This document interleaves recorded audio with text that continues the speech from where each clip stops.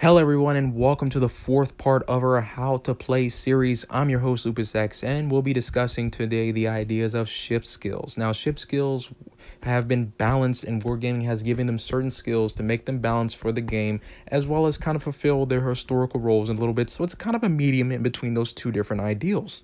And we'll be discussing those ideals as different ways to go about them, as well as clearing and clarification of certain skills. Now, the most skills I'll probably be clarifying because in this 12-minute span, I will not be able to cover every single skill in depth. But if you have questions or comments after the video, I'll definitely help you and definitely try to answer them to the best of my ability. But the ones I'm definitely going to be trying to clear up mostly will be around smoke, sonar, anti-aircraft alert, and maybe rapid reload, but not really, because I believe that's kind of a self-explanatory one, as well as a few other skills that are kind of self-explanatory. Oh yeah, precise aim as well. Precise aim is one I'm definitely going to have to hit on because precise aim can kind of throw people for a loop because of the wording and put into the precise aim, as well as sonar, as well as other skills. But as we go through this, you guys get to see my DeGrasse bask in its glory in the sunlight in the port center of the port. And you guys also get to see into my account. So yes, this is my actual count. For those of you who have questions, this is my actual count. So you actually get to see how far I have not progressed on these ships. So if you hear me crying or sniffing in the background, that's not you. That's definitely me, because I'm forced to relive the factor that I can't buy all these ships and I have them researched or I've already had them at certain points in time. So without my emotional stance getting into the whole way of this video, let's go ahead and jump right into the DeGrasse. Now, I couldn't show you guys the support channel because every time I went into the support channel, the screen recorder stopped. But if you guys go into support channel, go into the gameplay and gameplay options, you'll see the ship skills. You can go in there, look into the ship skills. It'll kind of give you guys some good numbers to kind of play with. So it gives you an idea for what I'm really talking about here in case some things don't quite make sense even after we're done. So I'm hoping to cover most things, but just in case, we'll just cover them anyways. Now you have the engine accelerator too, which gives you about 10% to 25 seconds on the clock and 60 seconds of cooldown time there. You can also boost this with a captain skill, although this happens to be a little bit later on in the captain skills section, but you can boost these skills nonetheless. And you also have the air defense alert 1, which adds 65% to the large caliber, and small caliber gets 50%. If you guys want to check these percentages and figure out what's the actual number when I hit this skill, go to your anti-aircraft settings. You can check your large caliber damage and your low caliber damage, and you can just go ahead and add them, use that percentages, add the percentage, and then there you go, you'll get your numbers. Now, I didn't quite say the math process correctly, but you guys kind of get, most of you guys who've done percentages before, you kind of get the point. Now, with different camos can also add to the ship skills and so on and so forth. So pay attention to your historical camos as well as the different camos you guys buy. As I scroll through these 60 camos, please, I would not recommend paying 60 gold for them in the end. It's better to just go ahead and invest in the actual historical camo or play the Seaborn camo if you have to play anything. Going into captains, captains are a really big thing here because captains have added to the ability to increase skills as well as increase the duration of skills. So pay very close attention to ship skills, as well as you're going to bring a captain up with you through the whole line from like tier 1 to like tier 10. Keep in mind of the different ship skills and the different ships that gain different ship skills. So that way you don't have to reset your captain when you get to higher tiers. Moving on to our sonar issue, because that's the first one I really want to hit on. Sonar is really confined down to the Germans. Yes, there is an outlier or two in the game, I do know, so that is there. But sonar, here's the thing about sonar. Sonar is, as we know it, helps us spot torpedoes and helps us see ships in smoke. But what does that really mean? Because there isn't any empirical data that shows us what is our detection range. How far can we see with sonar on? And unfortunately, guys, even I don't even know this answer. But Wargaming in that support channel has kind of given us an idea, but they're not quite finite numbers. They're not quite reliable numbers. So you have right around, for sonar 1, you have around 3 kilometers, somewhere around that range. And then sonar 2, you get around 5 kilometers of range extra, and it helps you see ships in smoke and see ships that are firing torpedoes when they launch torpedoes. So it's much more of a close combat perspective. It's not a long range see ships all the way across the map that are unspotted type of skill. It's kind of a close proximity type of thing. As you move into the Hindenburg, I'm kind of explaining some more things about sonar as well to clear up some more issues.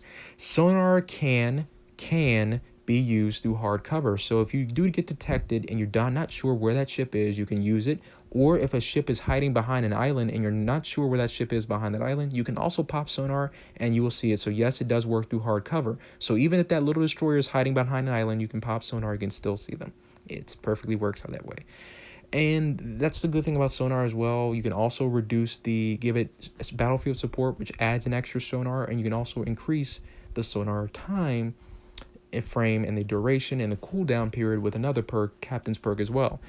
As I said before, sonar is not quite defined to the German line, but it's quite the majority of where you'll see it at with the German battleships, German premiums, and German cruisers. You'll see them most of the time having sonar, making them very, very important to cruiser aspects in destroyer deletion in games, since you guys are quite the most seen cruisers and ships in game that have sonar, so therefore you have a pretty fantastic role to fill, if I do say the least. And you guys have precise aim to kind of make things easier on you, and you have your precise aim and plunging fire and so forth to make things easier to getting rid of destroyers and that high AP that pens almost anything. Normally you don't get your sonar to around tier 6 the Nuremberg, but as you guys will see in a minute when I show the Hong He, there is somewhat a discrepancy there because the Hong He also does get sonar, and Hong He is the Pan-Asian tier 6 cruiser that's kind of built into the Aurora that is shown also to have sonar as well. And as we move into the Eugen is one of those special ships that comes with three different perks. It's balanced that way. I feel like the Eugen does have its own little quirks, and it does get that war use those quirks pretty well. So therefore, I believe it's quite balanced in that perspective. But also I wanted to look, as I looked around, I was like, the Hong He also has 3 perks and also comes with sonar, so it breaks that mold a little bit. So yeah, there are certain ships that do break that mold, but for the most part, sonar is going to be confined down to the Germans.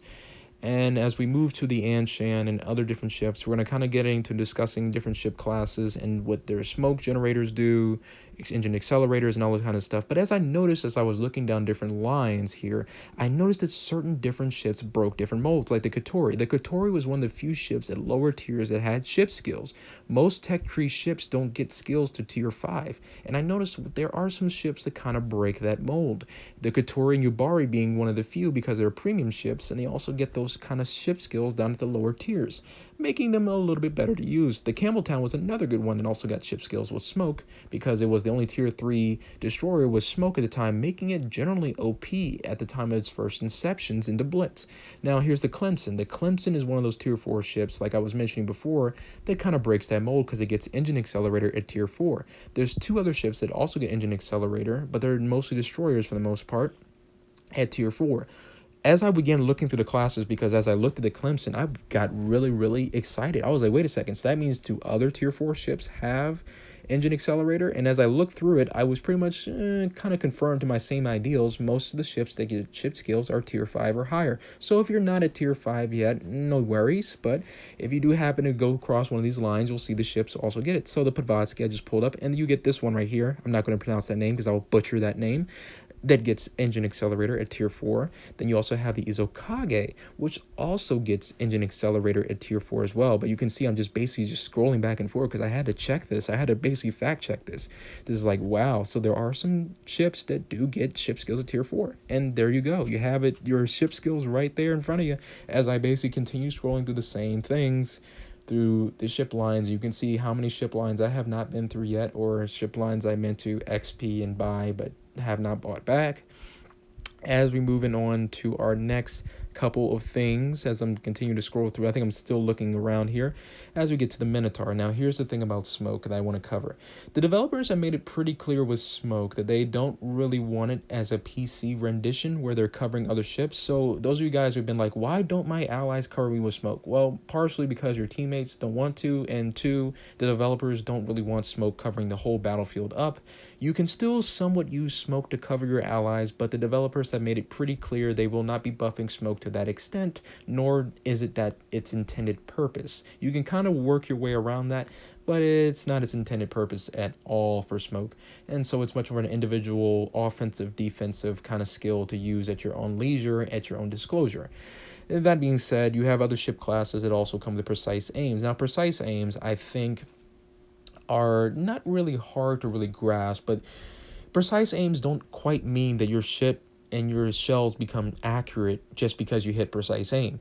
All it means is it just basically fixes your dispersion a bit, so the fact of wherever you aim, your shells are more likely to land in the same spot compared to your shells is landing all over the deck. So instead of your shells just landing a wide spread, your shells are more likely to land closer knit, closer in dispersion, and therefore you can kind of use that to your advantage. as well as that. Now, as you see me scrolling through different lines, you can see that different ships and different lines have skills based upon their lines and how they react. I'm moving more into the Americans because I'm checking a few more different things because I'm very, very curious at this point to see what lines have ship skills and which lines do not, and how they perform with those ship skills, of course, as I'm keeping scrolling through each of the ones here, like the Kangaroo, seeing where different ship lines gain different tiers of ship skills, where engine accelerator boost goes from 1 to 2. Then you get the Japanese battleships that get precise aims because they work very well at range, and they work very well with sleeper tactics, which do very well at longer ranges, whittle down your health, and then get in close range and start fighting with you. Then you have other ships like the Moskva that come with different type of skills. You get your precise aims and you get your anti-aircraft alerts. So it's a good flavor of different ships that have different perks, and you have to play them to those different perks. Now, precise aim, I would say, is probably one of the most used skills in game, probably because it helps fix dispersion for a lot of ships. You guys see the dispersion, you see the shells go all over the place, some shells go in the water. So I figure, yeah, the precise aim is also one of the most seen stratagems in the game. One of the biggest things I found out when looking at precise aims is that the Germans, the tier 10 Hindenburg gets precise aim too, but the Kurfürst, the Grube Kurfürst, does not receive precise aim 2. It only receives precise aim 1. And I found that somewhat odd as I was scrolling through different ship lines and getting a good idea for different ships. I was like, why is that? But we'll leave that can of worms for another day. As we continue scrolling the lines, you'll see rapid reload, which is much more so, like I said, much more of an easier rendition to kind of get to, because rapid reload, if you do the percentages, you'll see the reload, do the percentages, and you'll see basically just controls that reload and shortening the time distance of your reloads. Most of the time, the Russian destroyers were just buffed with the rapid reloads, and it was basically confined to the US till it was buffed to the Russian DDs just recently. So they also have rapid reload as well. And then you have other ship classes as we get down into like the Wichita, which excel with rapid reload, and the all-around aircraft defense. And the rapid reload mainly is from the New Orleans up. You don't see it's not at the Pensacola. You don't get the rapid reload, so you do get it at the New Orleans. And the air defense alert basically follows you all the way up from tier 5 at the Omaha. Then you get the Wichita. Then you move on to the Baltimore, which gets the anti-aircraft 2. Now, the anti-aircraft 2 is mainly confined to the American cruisers at the Baltimore and at the Des Moines at tier 9 and 10, but the one that broke the mold was the recent Sirius, the British tier 6 that just came out for the last Lost to Sea event, which also had the level 2 anti-aircraft alert, which also helps getting rid of some planes in the air, helps boost that even further. If you want to click onto these skills and see them in game, make sure you click those little exclamation marks. They'll give you a better percentages in the game, and make sure, like I said, you're equipping your captains to fill these roles. Then you have ships like the Montana, which constantly bring down other different ships. They bring down rapid reloads and so on and so forth. As we're drawing this video down to a close, guys, we're going to be covering the last two things. Is going to be smoke reiteration again, and a little bit on the reiteration of anti-aircraft alert. Now with smoke, of course, I have to reiterate this. Developers have made it pretty clear they don't really want smoke covering the battlefield like it did in PC. So therefore, they're making smokes much more an individualistic approach to the smoke. Doesn't mean you can't quite skirt around it, but at the same time, it's going to be there as that skill. Now, keep in mind, when using smoke, people can still hit you. It doesn't make you impervious to shots, and do not smoke around German ships. I laugh every time I'm in New York, Hindenburg, and there's a ship that wants to throw smoke in front of me, and I'm like, I have sonar. Where do you think you're going? So make sure you're playing very smart and very wise and using your smoke very well, because yes, it takes a long time to get back, and sometimes it can be your only way to exit the battlefield without being killed. So use it very wisely. Use your captain skills wisely. Mistweaver, get the Mistweaver, use it wisely, and be very productive in knowing when to use your smoke and when not to use your smoke, because people still know where you are when you use your smoke. Trust and believe me, they can see that big white puffy cloud sitting in the middle of the map. So pay very close attention when using your smoke, guys. And then to reiterate things back with the anti-aircraft alert, we're running back to DeGrasse. Like I said, last bit of the thing here. As we hit the anti-aircraft alert, I noticed when we hit the button, the captain screams, "Our anti-aircraft guns on station." It makes you think he's firing faster at the planes. It's a no.